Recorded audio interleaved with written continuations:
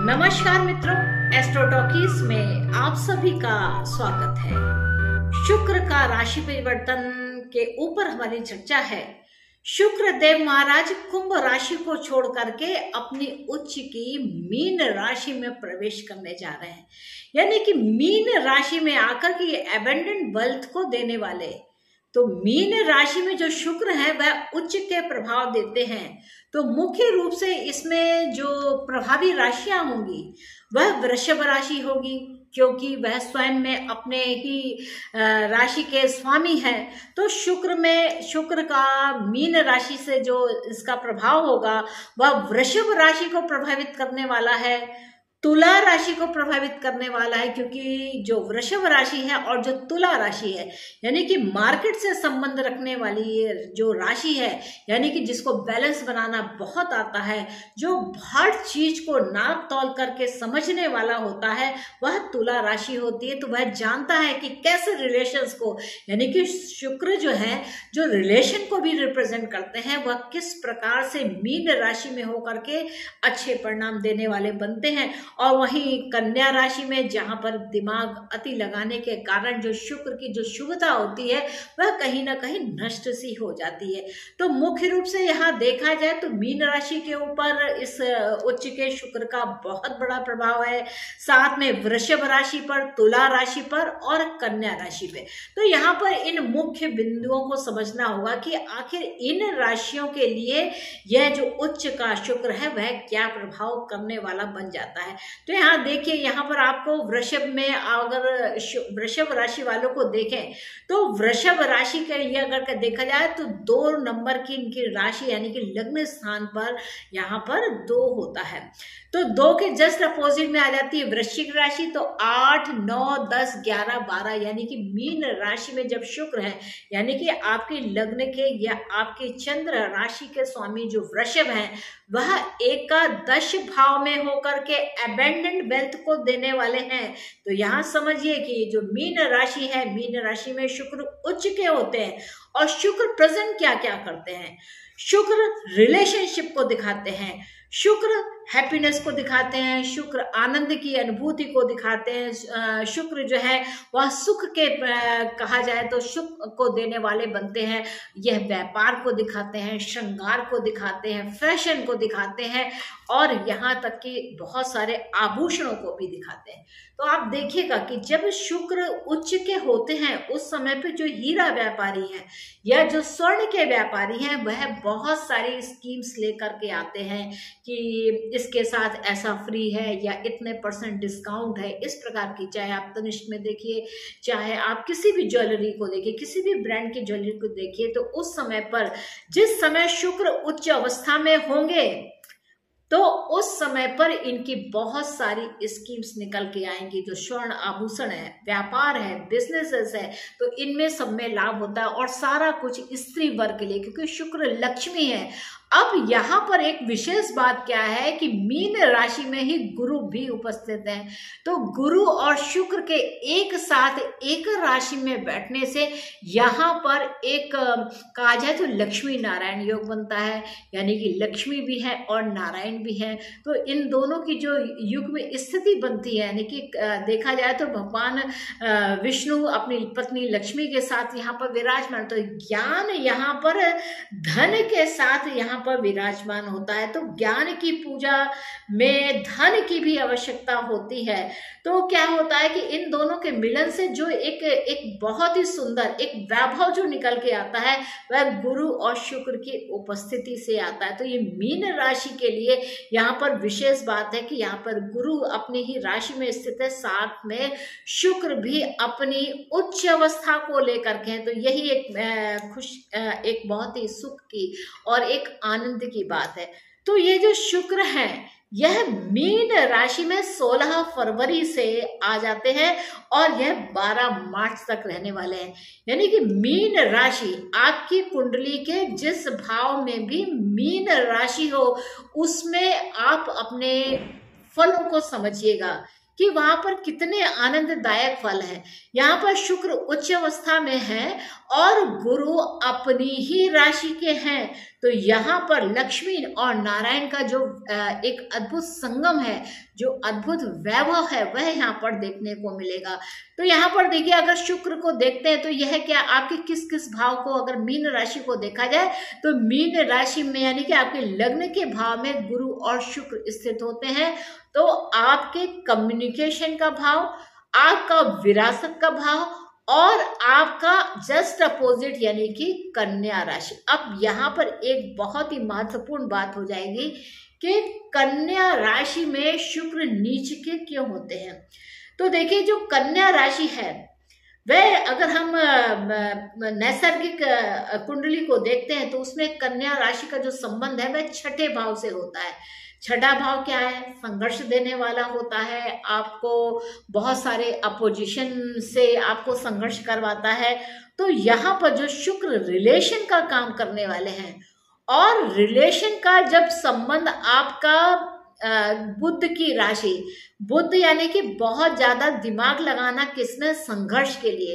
तो रिलेशंस के साथ जब आप यहाँ पर संघर्ष लगा देते हैं, ज्यादा गणित लगा देते हैं, ज्यादा सोच विचार कर लेते हैं, और ऐसा क्यों वैसा क्यों, क्योंकि जो कन्या राशि है वह ईर्ष्या की भी राशि है, कॉम्पिटिशन्स की राशि है, ये आपको कॉम्पिटिशन करना भी सिखाती है। तो यहाँ पर जब क्या है, शुक्र कन्या राशि से जब संबंध कर लेता है, यहाँ पर क्या है, मीन राशि में होते हुए यह सप्तम दृष्टि से कन्या राशि को देखते हैं। तो कन्या राशि के साथ यहाँ पर शुक्र का कंपटीशन होने के कारण यहाँ पर जो शुक्र है, क्योंकि बौद्धिक क्षमता जो बुध की अपनी राशि कन्या है, तो उसमें जो संघर्ष के साथ यह अपना दिमाग लगाते हैं, अपनी गणित लगाते हैं, अपने नाना प्रकार के ईर्ष्या के भावों को लाते हैं। तो जब शुक्र का इसके साथ संबंध बनता है, दृष्टि के माध्यम से जब संबंध सप्तम दृष्टि से बनता है, तो कन्या राशि के अंदर एक जबरदस्त संबंधों को लेकर के ईर्ष्या आती है, और यह जो ईर्ष्या होती है यह इनके बहुत सारे संबंधों का विच्छेद भी करा देती है।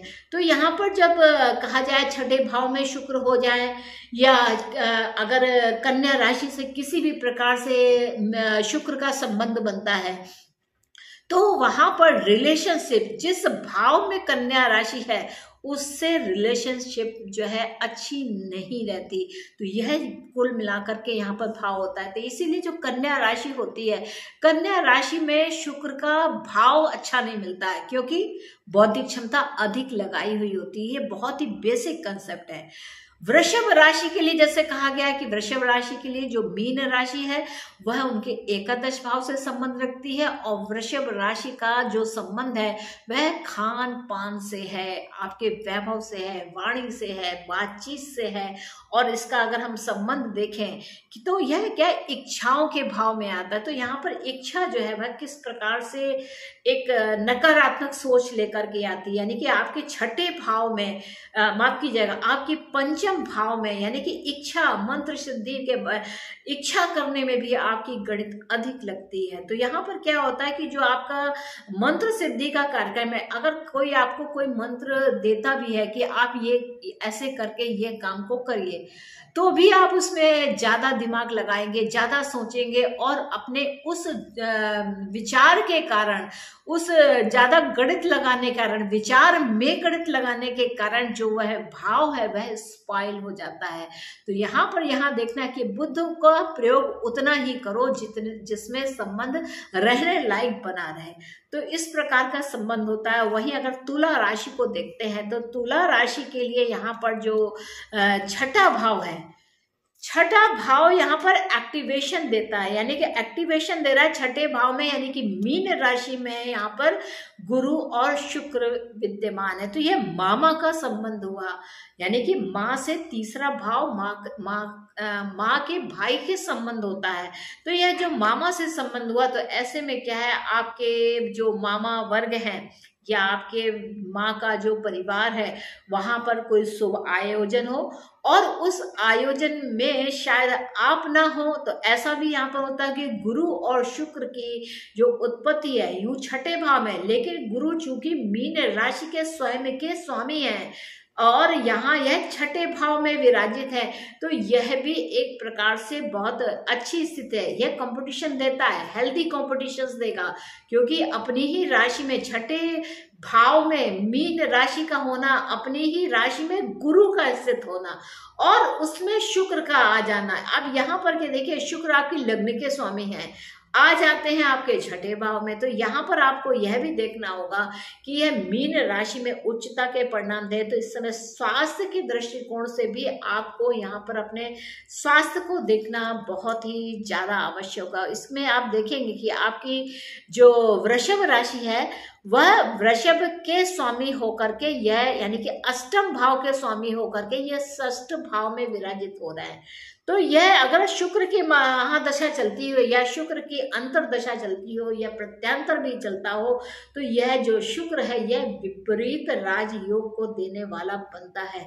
तो यहाँ पर तुला राशि में आप महत्वपूर्ण बात को समझिएगा कि यह विरासत के सुख को भी देने वाला बनता है, यानी कि विरासत को लेकर के कोई कहा जाए कि एक ऑब्जेक्शन आए, उस ऑब्जेक्शन के बाद भी इसमें एक गुरु की उत्पत्ति हो, यानी कि एक सही दिशा का निर्माण हो, और ऐसे में यह जो विरासत का सुख है वह आपके लिए काफी लाभदायक हो। तो यहाँ पर मीन राशि के लिए विशेष रूप से देखा जाए, मीन राशि आपकी कुंडली में जिस भी भाव में आए, सुख, वहां पर आप सुख को समझना, सौंदर्य को समझना, प्लेजर को समझना, आनंद को समझना, सुख को समझना, यहाँ पर हर प्रकार से रिलेशनशिप बहुत ही ज्यादा स्ट्रांग और बहुत ही सुंदर तरीके से आएंगे। अब आपको देखना क्या है कि आपकी मीन राशि किस भाव से संबंध रखती है। लग्न से संबंध हो तो लग्न को प्लेजर, द्वितीय भाव से, अगर द्वितीय भाव का मतलब है अगर मीन राशि में मीन राशि आपकी द्वितीय भाव में आ जाती हो तो आपको वाणी का सुख, आपके बैंक बैलेंस में वृद्धि हो, लक्ष्मी नारायण साक्षात आपके बैंक बैलेंस में बैठ जाने वाले बने, और आपकी वाणी में सुख, साथ में खान पान का सुख, परिवार का सुख, यह बढ़ता है। तीसरे भाव से संबंध हो तो कम्युनिकेशन देखना, अपने छोटे भाई बहनों से समझना, अपने मित्रों से संबंध समझना कि यह मित्रगण के साथ मेरा संबंध कैसा है। वैसे यह संबंध अच्छा ही होगा, आपको छोटी मोटी दूरी की यात्राएं भी देगा, आपके एक कहा जाए तो आपको एक आनंद देगा, आप पड़ोसियों से बात करने में आपको बहुत ही अच्छा लगेगा। चौथे भाव से जब संबंध हो तो चौथे भाव में संबंध हो यानी कि तमाम प्रकार की सुख सुविधाएं, जिसमें लग्जरीज भी हो, जिसमें आनंद भी हो, जिसमें प्लेजर भी हो, जिसमें खुशियां भी हो, जिसमें सभी प्रकार के नौ रस शामिल हो, वह जो चतुर्थ भाव में जब मीन राशि हो तो यह सबका आनंद मिलने वाला बनता है। पंचम भाव में अगर मीन राशि है तो पंचम भाव में मीन राशि में यानी कि संतान के सुख में वृद्धि, यानी कि आप जो शिक्षा के क्षेत्र को लेकर के उसमें वृद्धि, आप कोई भी मंत्र की सिद्धि करना चाहते हैं यानी कि आपके हायर स्टडीज को जाने वाले हों तो इसमें सिद्धि मिलती है। इस प्रकार यह लक्ष्मी नारायण योग मिलकर के आपके पंचम भाव को बहुत ही रूप से आपके संतान के संबंध में सुख समाचार यहाँ पर देता है। छठे भाव से संबंध हो, जैसे रोग ऋण शत्रुता की बात कही जाती है, छठे भाव में मीन राशि आती है तुला राशि वाले जातकों के लिए, तो यहाँ पर रोग ऋण की व्यवस्था बनती है। यहाँ पर रोग ऋण के साथ साथ आपका जो ऋण है माता के भाई के प्रति यानी कि मामा के प्रति, वह भी यहाँ पर उतरता हुआ दिखाई देता है। यानी कि इस भाव में होकर ये नए कंपटीशन और यह रोजगार के लिए बहुत ही उत्तम है। यानी कि आप जहाँ काम करते हैं, जहाँ आपसे आपकी अर्निंग होती है, तो यहाँ पर आपके जो उन्नति के साधन है वह बढ़ते हैं। सप्तम भाव से संबंध हो तो कन्या राशि वाले जातकों को समझना, मीन राशि में यानी कि सप्तम भाव में मीन राशि आती है तो मीन राशि जीवन साथी को लेकर के, बिजनेस पार्टनरशिप्स को लेकर के, आपके और आपके समक्ष जो दुनिया है उसमें लेकर के यहाँ पर चार चांद लगने वाले बनते हैं। अगर आपकी मीन राशि आपके अष्टम भाव से संबंध करे तो यह समझना कि यहाँ पर क्या राशि आती है। तो यहाँ पर जो राशि आएगी वह आ जाएगी सिंह राशि। तो सिंह राशि के लिए यह विरासत के सुख को देने वाली बनती है। तो विरासत का सुख यहाँ पर आपको मिलता है लक्ष्मी नारायण, यानी कि बिल्कुल पूर्ण रूप से भगवान विष्णु की कृपा और लक्ष्मी की कृपा यहाँ विरासत के भाव से मिलती है। भाग्य भाव से अगर यहाँ पर आपकी मीन राशि का संबंध हो तो 12, 1, 2, 3, 4 यानी कि कर्क राशि आती है। तो आपके भाग्य को लेकर के यहाँ पर बहुत ही सुंदर गुरु स्वयं अपनी राशि में, मीन राशि के यहाँ पर उच्च के शुक्र, तो यह बहुत ही सुंदर लाभ भाव का स्वामी भाग में, यानी कि आप अगर यहाँ पर अपने फैमिली में लाभ को देख रहे हैं, अपने भाग्य को देख रहे हैं, तो यह स्थिति बहुत ही उत्तम है। यही अगर मिथुन राशि की बात की जाए तो मिथुन राशि वाले जो जातक है उनके लिए यह जो मीन राशि है वह 10वें भाव में। तो यहाँ पर देखिएगा कैरियर को लेकर के यहाँ अपॉर्चुनिटीज बहुत बड़ी हुई मिलेंगी, आपको यहाँ पर बहुत ज्यादा लाभ मिलने वाला होगा। तो यहाँ पर देखिए आपकी जो प्रतिष्ठा है, यानी कि प्रतिष्ठा का भाव 10वां भाव, जहां पर सामाजिक स्तर पर आकलन करते हैं, परिवार के लोग देखते हैं, आपका अपना परिवार देखता है, पिता का परिवार भी देखता है और आपकी प्रतिष्ठा यहाँ पर एक उज्ज्वलता के साथ यहाँ दिखाई देती है। तो 10वें भाव में गुरु और शुक्र का होना, यानी कि आपके सामाजिक प्रतिष्ठा में बहुत ही बड़ी वृद्धि को देना। और ऐसे में अगर यह जो मीन राशि में गुरु और शुक्र की जो यह युति है, इसमें अगर सत्यनारायण पूजा की जाती है, यानी कि सत्यनारायण कथा का यहाँ पर पाठ किया जाता है किसी भी रूप में, लक्ष्मी नारायण भगवान का यहाँ पर अगर पूजन और अर्चन किया जाता है तो वह बहुत ही लाभकारी होगा। अब मेष राशि ही बचती है। तो मेष राशि के जो यह जो युति है, यानी कि गुरु और शुक्र की जो युति है वह उनके 12 भाव में हो रही है। तो यहाँ पर क्या है, 12 भाव में होने से जो है यह आपके खर्चों को बढ़ा रही है, यानी कि आपको विदेशों के लिए, आश्रम्स के लिए, हॉस्पिटल्स के लिए दान के रूप में आप यहाँ पर बहुत खर्चा करेंगे। और यह खर्च कहीं ना कहीं आपकी जो कहा जाए मानसिक शांति देती है, मोक्ष दिलाने का काम करती है। एक आपको जो एक बोझ के रूप में लगता है कि एक अजीब सी निगेटिविटी आपके ऊपर है, तो वह जो निगेटिविटी है वह इस तरीके से दान पुण्य करने से यहाँ पर यह जो निगेटिविटी उससे निजात मिलती है। तो यहाँ पर अगर मुख्य रूप से अगर कहा जाए इस मास में, इस पूरे मास में, यानी कि 16 फरवरी से लेकर के 12 फरवरी के मध्य में भगवान सत्यनारायण की पूजा आप किसी भी रूप में करें, आप कथा सुनिए, आप मंदिर जा करके कोई भी पूजन अर्चन विधि अपनाएं, उसका काम करें, तो यह आपके लिए बहुत ही लाभदायक होगा। आप पीला चंदन का टीका लगा सकते हैं, हल्दी का टीका लगा सकते हैं, साथ में आप हल्दी और कुमकुम मिला करके भी यहाँ पर अपने माथे पर तिलक का धारण कर सकते हैं। क्योंकि मस्तक पर जब हम तिलक का धारण करते हैं तो वह जो शुक्र है, गुरु और शुक्र की जो महिमा है वह हमारे साक्षात मस्तक पर विराजित होती है और वह हमें प्रेरणा देती है।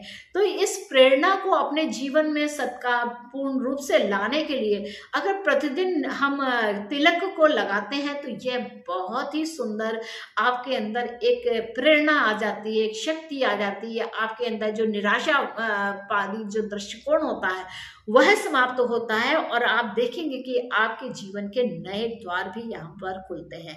तो मित्रों, ये था गुरु और शुक्र को लेकर के मीन राशि के अंतर्गत जो यह युति बन रही है, देखिए गुरु की और शुक्र की जो युति बन रही है वह किस प्रकार से बहुत ही सुंदर समय को दे रही है।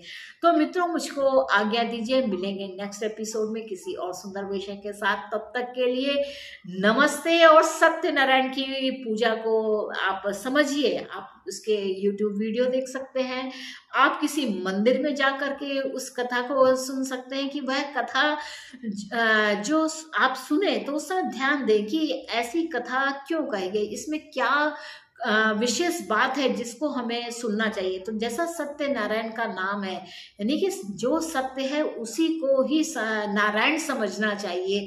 तो इस तरीके से जब आप प्रत्येक शब्द को समझने का प्रयास करते हैं तो आपके अंदर एक अलौकिक क्षमता आती है, एक अलौकिक आनंद की अनुभूति होती है। जो शुक्र है यानी कि मीन का शुक्र है, जिसमें मोक्ष का सुख हो, तो ऐसा सुख यहाँ पर प्रदान करती है। तो मित्रों, मुझको आज्ञा दीजिए, मिलेंगे नेक्स्ट एपिसोड में किसी और सुंदर विषय के साथ। तब तक के लिए नमस्ते।